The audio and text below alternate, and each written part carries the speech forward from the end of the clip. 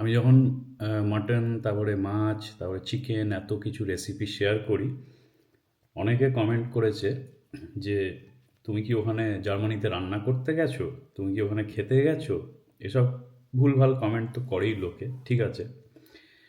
কিন্তু তোমাদের দেখাতে চাই আমি যে ওটা তো এক এক দিনের ব্যাপার। কিন্তু যেদিনকে অফিস থাকে বা ধরো যেদিন খুব কাজের চাপ থাকে আর খাবার কিছু থাকে না, সেদিনকে আমি কি খাই দেখো, আজকে একটা স্যাম্পল দেখাচ্ছি তোমাদের। দেখো আমি কি খাচ্ছি। ছোলার ডাল বানিয়েছিলাম। এটা হচ্ছে, এটাকে বলে প্রোটিন র্যাপ। এরম রুটির মতো দেখতে, কিন্তু এটা মানে ময়দা আর আটা মেশানো।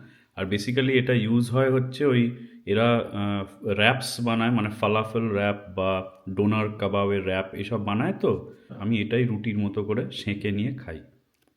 তাহলে বুঝতেই পারছো, বিদেশে প্রতিদিন একদম দারুণ দারুণ খাচ্ছি এরম কিন্তু হয় না। এই ছোলার ডাল আর র্যাপও খেতে হয়।